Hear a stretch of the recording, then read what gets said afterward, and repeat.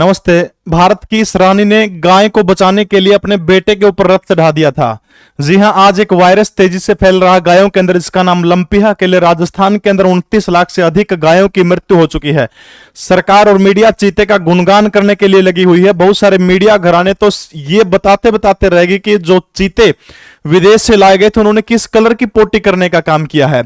यानी सिर्फ उन्हीं चीजों का बखान किया जाता है। यदि इतनी मीडिया थोड़ा सा भी टाइम यदि गाय के ऊपर दे देती तो शायद गाय की दशा नहीं होती। हिंदुस्तान के मध्य प्रदेश के अंदर एक ऐसी भी रानी थी जिसने गाय के बेटे के लिए अपने बेटे के ऊपर रच रहने का काम कर दिया था। जी हां, मैं बात कर रहा हूं अहिल्याबाई होलकर की, जो न्यायप्रिय रानी के नाम से प्रसिद्ध है, अहिल्याबाई होलकर। अब सबसे महत्वपूर्ण चीज जो है, इंदौर मध्य प्रदेश का एक भाग है और इंदौर के अंदर वो शासन करने का काम किया करती थी। लगभग 12 साल की उम्र में शादी हो जाती है। 29 साल की उम्र में वो विधवा हो जाती है। 1767 से लेकर के 1795 तक वो शासन करने का काम करती है। एक बार मध्य प्रदेश के इंदौर के अंदर अहिल्याबाई का बेटा, जिसका नाम मालोजी राव है, मालोजी राव रथ से जा रहे थे। जब वो जा रहे थे तो सड़क के ऊपर एक गाय का बछड़ा था, लेटा हुआ था। और मालोजी ने क्या किया, वो नहीं देखा कि बछड़ा आराम से लेटा हुआ। जो था रथ बिल्कुल बड़े आराम से उस बछड़े के ऊपर से गुजार दिया। उस बछड़े की मृत्यु हो जाती है। अब जैसे मृत्यु हो जाती है तो गाय जो है रुदन करना शुरू हो जाती है, क्योंकि गाय अपने बेटे की मृत्यु के ऊपर बिल्कुल स्तब्ध होकर के खड़ी रहती है। बेचारी वो बेबस है, कर भी कोई कुछ नहीं कर सकती। वो किसी भी व्यक्ति ने, जो भी रथ के साथ चल रहे थे, किसी ने उस बछड़े की सुध नहीं ली। अब थोड़ी देर बाद क्या होता है, गाय वहीं बैठ जाती है और देवी अहिल्याबाई होलकर, जो उस समय मराठा सम्राज्ञी थी, उनका काफिला गुजरता है वहां से, उसी सड़क से। और जैसे काफिला गुजरता है तो एक गाय को जब रोते हुए एक मरे हुए बछड़े के पास देवी अहिल्याबाई देखती है तो वो अपने आसपास के लोगों से पूछती है कि बताइए, ये गाय जो है इस तरह से क्यों खड़ी है, इसके बछड़े को क्या हुआ, कारण क्या है।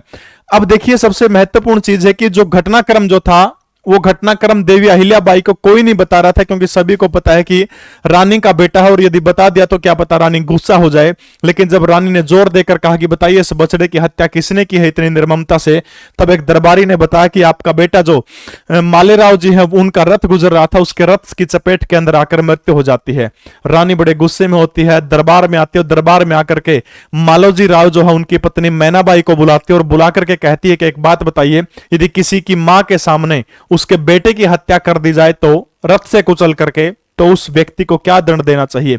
तब मैनाबाई कहती है कि हे महारानी, निश्चित रूप से उस व्यक्ति को प्राण दंड देना चाहिए, यानी उसकी हत्या कर देनी चाहिए। अब अहिल्याबाई न्यायप्रिय रानी थी, उसने क्या किया, अपने बेटे मालोजी राव को बुलाया और बुला करके उसके हाथ पांव दोनों बांध दिए। बांध करके उसी सड़क के ऊपर ले गई जिस सड़क के ऊपर गाय के बछड़े की हत्या की थी।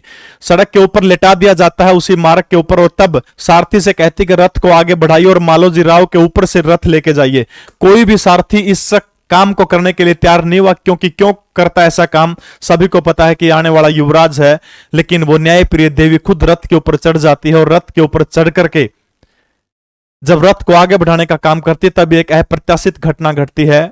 वो गाय जो है जिसका बछड़ा मरा था, वो आकर के मालोजी राव के आगे खड़े हो जाती है। बार बार उस गाय को हटाया जाता है, लेकिन दोबारा से फिर वो गाय आकर के मालोजी राव के आगे खड़ी हो जाती है। तब मंत्री परिषद ने कहा कि इस गाय ने मालोजी को माफ कर दिया है, इसलिए हे रानी, आप भी इस गाय को माफ करने का काम करिए। दोस्तों, सोचने की बात है, उस गाय जो खुद स्वयं पीड़ित होते हुए भी उसने मालोजी राय की द्रौपदी की तरह रक्षा करने का काम किया था। इंदौर के अंदर जहां वो गाय अड़ी थी, आज भी आड़ा बाजार है। इसीलिए तो ऋषि मुनियों ने गाय को यूं ही मां नहीं कहा था, क्योंकि वो सबको समझती है। अब भारत के अंदर चीते लाए जा रहे हैं विदेशों से।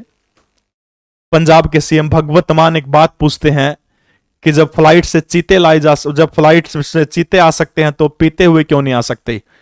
मैं भगवान से दुआ करता हूं कि लंपी वायरस से पीड़ित इन गो रक्षक गौ की मदद करने का काम करें, इनको इस बीमारी से ठीक करने का काम करें। वीडियो कैसी लगी कमेंट जरूर करें। जय हिंद, भारत माता की जय।